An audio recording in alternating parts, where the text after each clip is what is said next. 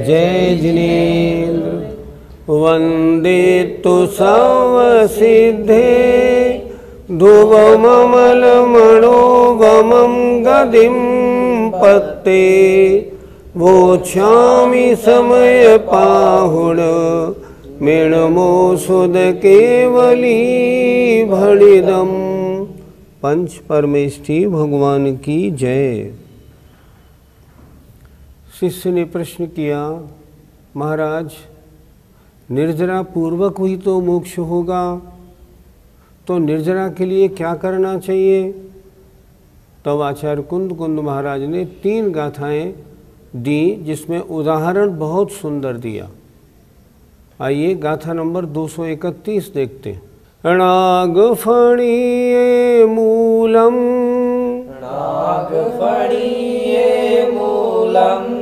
णायिणितोयेन गम्भुणागेण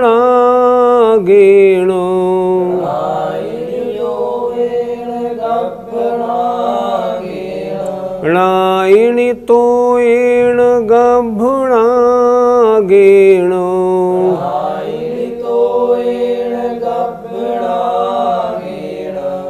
नागमहोदि सुवर्णम् धम्मं तं भक्षुवायेण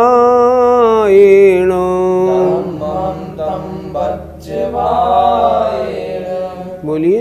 नागफणीये मूलम णायिणितोयेन गम्भुणागेण नागमहोदि सुवर्णं धम्मं तं भक्षुवायेण।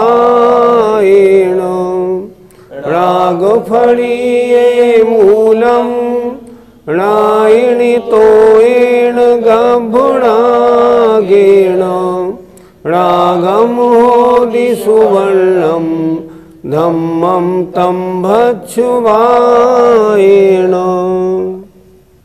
3 गाथाएं 231, 32, 33 पहले समझेंगे, प्रश्नोत्तर और सारांश बाद में करेंगे। आइए गाथा 231 को एक एक शब्द से समझते हैं। नागफणी है अर्थात नागफणी माने थुअर, उसकी मूलम उसकी जड़ लो। और क्या करो? णायिणी, णायिणी माने नागिनी अर्थात हथनी। तोयेण हथनी का मूत्र लो। और गभ्भुणागेण सिंदूर द्रव्य और शीशे धातु को। क्या हुआ? थुअर की जड़ ली, हथनी का मूत्र लिया, सिंदूर द्रव्य और उसमें शीशा जो होता है लेड उसको मिलाया। इससे क्या होता है? रागम माने शीशा हो जाता है सुवर्ण। कैसे? धम्मम तम भक्षवायेणो, भक्षवायेणो धोकनी से धुनकने पर, धम्मम तम अगर भाग्य हो तो। क्या बताया इस गाथा में? इस गाथा में ये बताया सोना बनाने का तरीका क्या है, सोना बन कैसे सकता है। कितनी अच्छी बात बताई। देखें, नागफणी माने थुअर की जड़ ले लो, उसमें हथनी का मूत्र णायण तोयेण हथनी का मूत्र मिलाओ। और गभ्भुणागेण, गभ्भ माने सिंदूर द्रव्य और शीशा धातु मिला लो। इसके बाद भक्षवायेण धोकनी से धुनको। अगर धुनकने पर क्या होगा? अगर भाग्य होगा तो शीशा सोना हो जाता है। उसी तरह क्या पढ़ाना क्या चाह रहे हैं महाराज?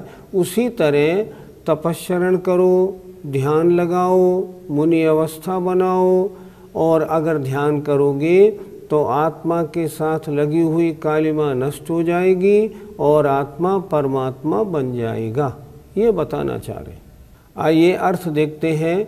नागफणी माने थुअर की जड़, हथनी का मूत्र, गर्भनाग अर्थात सिंदूर द्रव्य, और नाग अर्थात शीशा धातु, इनको धोकनी से धुनकने पर भाग्य से सुवर्ण बनता है। पद्यानुवाद देखिए।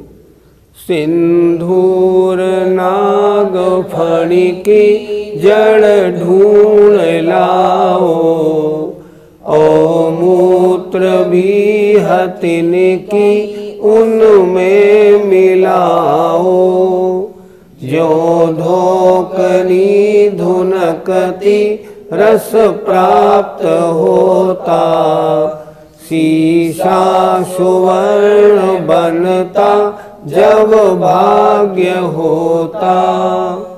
इस तरह इन वस्तुओं को मिलाने पर अगर धोकनी से धोका जाए तो शीशा स्वर्ण बन जाता है।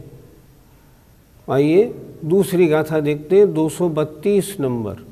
कम्मं हवे कीट्टं, कम्मं हवे कीट्टं, रागादि कालिया अविभावो, रागादि कालिया अविभावो, सम्मत्तणान् चरणं, सम्मत्तणान् चरणं, परमो सहमिति वियाणाहि, परमो सहमिति वियाणाहि। बोलिए। कम्मं हवे कीट्टं, रागादि कालिया अविभावो, सम्मत्तणान् चरणं, परमो सहमिति वियाणाहि। कम्मं हवे कीट्टं, रागादि कालिया अविभावो, सम्मत्तणान् चरणं, परमो सहमिति वियाणाहि। शब्दार्थ देखिए। कम्मं द्रव्य कर्म, हवे होते हैं, कीट्टम कीट माने मैल गंदगी, और रागादि कालिया माने जो कालिमा है, अह माने और, विभावो विभाव परिणाम। गंदगी क्या है आत्मा के साथ बता रहे हैं, द्रव्य कर्म, रागादि विभाव परिणाम। तो द्रव्य कर्म तो है कीट और रागादि विभाव परिणाम है कालिमा। अब क्या करें इसको? सम्मत्तणान् चरणम, सम्यक दर्शन ज्ञान चारित्र नाम की परमोषहमिति, परम औषधि है ऐसा बयाना ही जानो। अर्थात अध्यात्मा के साथ जो द्रव्य कर्म और रागादि विभाव रूप भाव कर्म लगे हुए हैं, इनको अगर आत्मा से दूर करना है तो सम्यक दर्शन ज्ञान चारित्र नाम की परम औषधि का प्रयोग करो। अगर करोगे तो आत्मा के साथ लगे हुए विभाव रागादि विभाव परिणाम और जो द्रव्य कर्म है ये नष्ट हो जाएंगे और आत्मा शुद्ध हो जाएगी। अर्थ देखिए, द्रव्य कर्म तो कीट है, रागादि विभाव परिणाम कालिका माने गंदगी है, भेदा भेद रूप अर्थात भेद और अभेद माने व्यवहार और निश्चय रूप सम्यक दर्शन ज्ञान चारित्र नाम की परम औषधि है, ऐसा जानो। अब करना क्या है ये अगली गाथा में बताएंगे। इसका पद्यानुवाद देखिए। हे अष्ट कर्म मल कीट आसार सारा, लोहा बना पतितवा तम है हमारा, रागादि ही कलुष का लिख मात्र जानो, सम्यक्त बोध व्रत औषध पात्र मानो। गाथा के अनुसार इसमें भी लिखा आचार्य श्री ने, 8 कर्म जो है ये तो मल है, किट्टिमा है, आसार है, और हमारा आत्मा जो है वो लोहा बना हुआ है, पापी अज्ञानी। और इसमें कालिख कैसी है? रागादि की कालिख लगी है। अब औषधि कौन सी लें? सम्यक दर्शन, ज्ञान, चारित्र रूप औषधि, ये औषधि पात्र हैं, इनको मानो। इनको धारण करके हम कोशिश करेंगे तो हमारा आत्मा इस किट्ट कालिमा से दूर हो जाएगा। आइए अगली गाथा और देखते हैं, फिर इसका भावार्थ समझेंगे। झाणम हवे अग्नि, झाणम हवे अग्नि, तव अरणं भत्तली सम खादो, तव अरणं भत्तली सम खादो, जीवो हवे लोहम, जीवो हवे लोहम, धमिदवो परम जोगी। धमिदवो परम जोगी। बोलिए, झाणम हवे अग्नि, तव अरणं भत्तली सम खादो, जीवो हवे लोहम, धमिदवो परम जोगी। झाणम हवे अग्नि, तव अरणं भत्तली सम खादो, जीवो हवे लोहम, धमिदवो परम जोगी। गाथा नंबर 232 में हम थुअर की जड़ भी ले आए, हथिनी का मूत्र भी ले लिया और जो शीशा था वो भी इकट्ठा कर लिया। अब करना क्या है बता रहे हैं। झाणम हवे अग्नि, ध्यान अग्नि होती है, ध्यान रूपी अग्नि लो और क्या करें। तब अरणम भत्तली समखादो, तब अरणम माने तपस्चरण, इसको भत्तली माने धमनी कहा गया है। ये क्या हुई, धमनी हुई, धोंकने वाली। अब लोहा कौन है, जीवो हवे लोहम, जो भव्य जीव हम संसारी जीव हैं ये होते हैं लोहा। अब लोहे को सोना कैसे बनाया जाए, धमिदब्बो परम जोगी ही, अगर परम योगी के द्वारा इनको धमा जाए तो ये लोहा सोना बन जाता है। फिर एक बार देखें, झाणम हवे अग्नि, ध्यान रूपी अग्नि होता है, और तव अरणम भत्तली समखादो, और तपश्चरण इसको धमनी धोकनी कहा गया है। भव्य जीव जीवो लोहम हवे, भव्य जीव लोहा होता है, तो इसको क्या करना, परम योगी के द्वारा इनको धमना चाहिए। अर्थात क्या करें, जैसे उस धोकनी से धोकने पर वो सोना स्वर्ण बन जाता है, इसी तरह ध्यान रूपी अग्नि लें, तपस्चरण रूप धमनी लें, और जो योगी अवस्था को धारण करने वाले योगीराज हैं शुद्धोपयोगी, अगर वो इससे धमेंगे धोकेंगे तो लोहा जैसे सोना बन जाता है, ऐसे ये अशुद्ध आत्मा शुद्ध हो जाता है। प्रश्न ये था, निर्जरा का मुख्य कारण क्या है। यहाँ आचार्य ने बताया ध्यान और तपस्चरण। ध्यान और तपस्चरण के द्वारा जो अपवित्र आत्मा है, जो संसारी आत्मा है, वो मुक्त पद को प्राप्त हो जाती है। कौन धोखने वाला होना चाहिए, योगी अगर ऐसा तपस्चरण और ध्यान लगाएं तो अपनी आत्मा के साथ लगे, समस्त कर्मों को नष्ट करके और मुक्ति को प्राप्त कर लेते हैं। ध्यान अग्नि होता है, आसन्न भव्य जीव लोहा होता है, तपस्चरण को धमनी कहा गया है, परम योगी के द्वारा धमना चाहिए।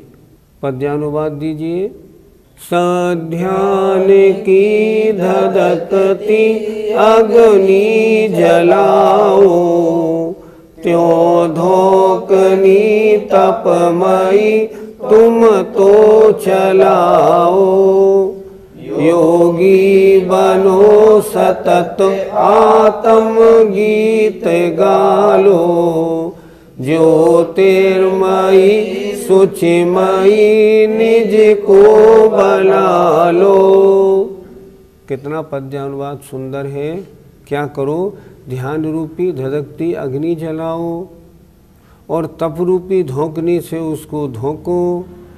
योगी बनो, मुनि अवस्था धारण करो और निरंतर अपनी आत्मा के गीत मतलब अपनी आत्मा में आनंद लेना, आनंद में रमण करने वाले बन जाओ।